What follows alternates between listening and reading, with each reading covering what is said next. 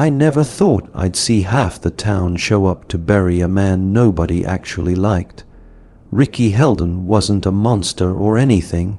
He was one of those loud, broad-shouldered firemen who made every story about himself. The kind of guy who'd tell you about a house fire he'd put out in 08 like it was Vietnam. Still, he'd been part of the fabric of this place. And in small towns, even the people you don't love feel like pillars. But the mood at his funeral wasn't grief, it was fear. There were no tears. Instead, people watched on, whispering, glancing over shoulders at shadows that weren't there. To the side, Mrs. Harland kept repeating, "It's earlier than last time." Two older men stood behind me near the tree-line, speaking low as the pastor droned on. "It started again, 27 years like clockwork. Thought would get more time. I pretended not to hear. I grew up listening to this kind of nonsense." Stories about the black cycle, about the curse, about how every 27 years someone would die in a way that didn't belong to the world. To me, it was always just superstition layered over tragedy. Small towns loved patterns, even if they had to invent them. But this time felt different because nobody had an explanation for how Rick burned to death inside an empty grain silo. There wasn't an investigation, no state fire marshal, nothing. All he got was a closed casket funeral and a quick burial before anyone outside town could ask questions. And the silo itself. I drove past it on the way to the service. The whole structure had been reduced to a perfect black circle of ash on the ground, like someone had dropped a giant branding iron on it. Rick had been in the center, what was left of him anyway. After the service, people lingered in clusters, talking like frightened cattle. Then the whispering started. "It's the vault's waking up." That's when I knew I wouldn't sleep if I didn't see the sight myself. I waited until sundown, until the sheriff's car was gone and the road was empty, then drove out to what was left of Haldon's silo. The fields were quiet, the air unnaturally still. The ash circle felt wrong. It didn't look charred in the way you'd expect, more like the ground had melted. I crouched, brushing my fingers across the surface. The concrete was glassy and smooth, fused into a dark, rippled shape. And in the center where Rick had died, the scorch marks curved into an oval, wide at the ends, narrow in the middle, jagged around the edges, almost like teeth, a mouth, an open one. I stood slowly, feeling a cold bloom in my chest, like recognition, though I didn't know why. I left before my mind could make sense of what I'd seen. That night, I dreamt I was underground. I was embarring teeth, and above me, something massive exhaled. Something waiting and hungry. I didn't go to work the next day. Every time I closed my eyes, I saw that shape burned into the silo floor. Those jagged edges, that impossible symmetry, like a fossil of something that had taken a bite out of the world. So, instead of clocking in at my job at the hardware store, I drove to the town museum. It was like an overgrown attic, cold, dusty, full of things nobody wanted to throw away or remember. I told the curator I needed to do some genealogy research. "The archives are downstairs," she muttered, barely looking up. "If anything bites you, it's not our liability." Nice. The archive room smelled like yellowing paper and mildew. Rows of metal filing cabinets containing stacks of old town ledgers and newspaper reels older than anyone alive in town. I started with obituaries, 1008, 190s, 1910s, 1930s, 1950s. A pattern began to emerge before I even wanted to admit what I saw. Every 27 years, the death count spiked. An old man wiped out in a house fire, a pastor found hanged in his own church rafters, a child drowning in a lake during a drought, just like the stories. Then I found the 1998 folder. It contained detailed council minutes, and they were terrifying. There were references to a selection committee and a recipient list. The names were blacked out with heavy ink strokes, but the phrasing was unmistakable. When entry read, "Consent acquired," "The vault remained sealed," "What vault? What consent?" I flipped page after page, hands sweating, until I found a single note clipped to the inside cover. If the list is incomplete, notify the elders. No cycle can begin without unanimous selection. That was the first moment I felt something twist in my gut.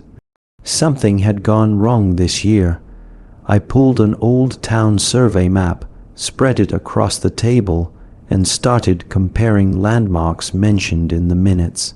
A creek that dried up in the 60s, a road was rerouted in the 40s. An old settlement boundary, then I found it. A place marked only once in tiny faded letters, Vault Mouth. It was deep in the woods, far beyond the main trails, so remote it wasn't on modern GPS. A place nobody talked about, a place meant to be forgotten, and judging by the council minutes, deliberately avoided. I was stuffing the documents back into the folder when a chart slipped out. A folded piece of thick, brittle paper looked like it hadn't been touched in decades. On it was a family tree of the original settlers of the town, with dozens of names and dozens of branches. Most of them were crossed out with red pencil, and when I saw my own last name, my stomach dropped. My family's branch wasn't crossed out. It was circled hard several times, deep enough to bring up the fibers of the paper, and next to it, written in the same red pencil, "Next to seal the mouth." The room felt suddenly smaller. The air grew colder, and the hairs in my arms stood at attention, sending chills down my spine. I stood there staring at that circle, that message, feeling like a hand had reached out of the past and grabbed the back of my neck. Whatever was happening now, my family hadn't just been a part of it. We were at the center of it. There were only 2 elders in town who had lived through the 1971 cycle, and one of them didn't talk anymore. The other was Dolores Kint. She lived on a faded yellow house on Birch Lane, the kind of place that looked like it should have caved in years ago, but by miracle stayed standing. I'd seen her at the grocery store, sometimes pushing an empty cart, mumbling to herself.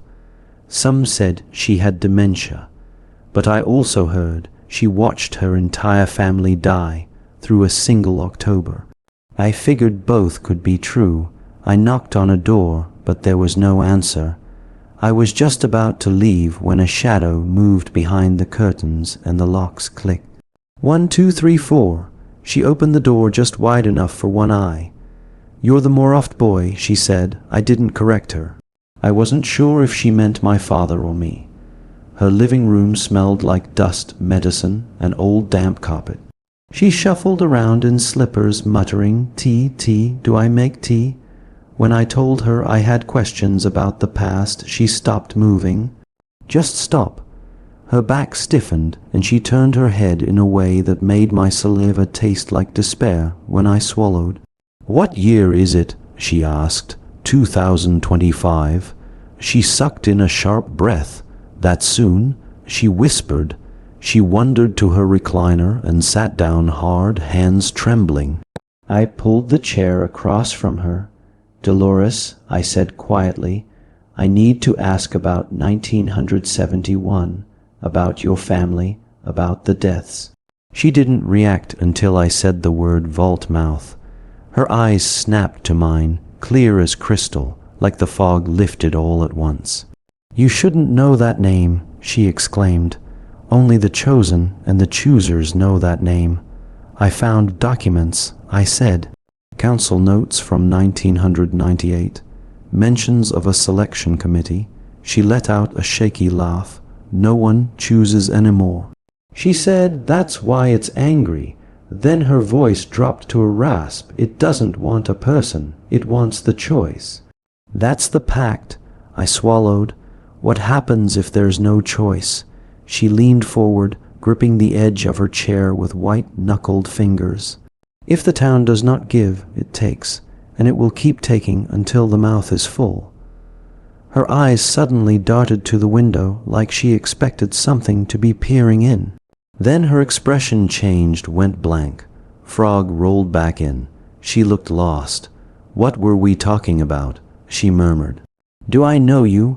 I stood to leave, but before I could make it 2 steps, her hand shot out and grabbed my wrist.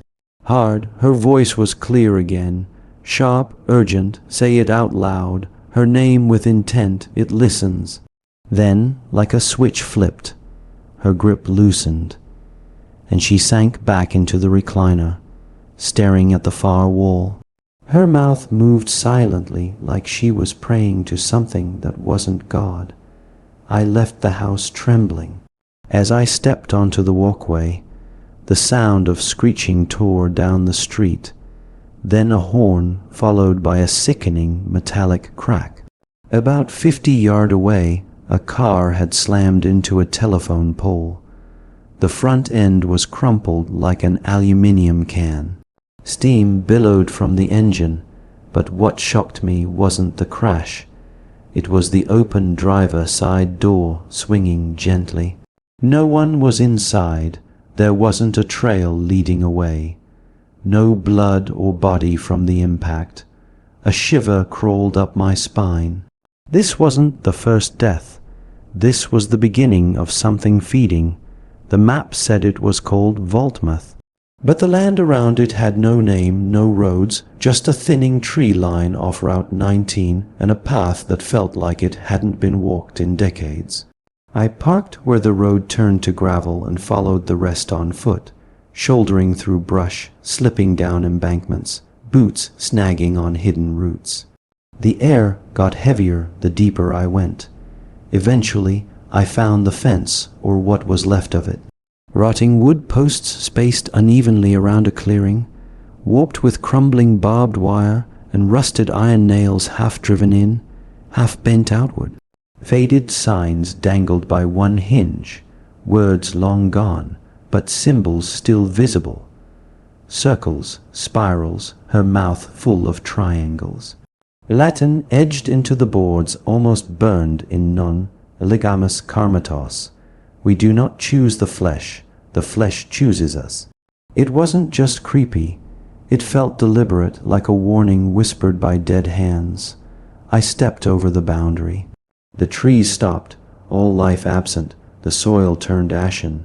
The center of the clearing was perfectly flat, ringed with pale stones half sunk into the earth, and in the middle was a hole. At first glance, I thought it was a well, but on closer inspection, it was a smooth vertical shaft wide enough to drop a body into without folding it. The inside was black, no bottom in sight, and around the rim the stone had been carved in a tight spiral, grooves that curved downward like something had dragged claws around the edge 1,000 times.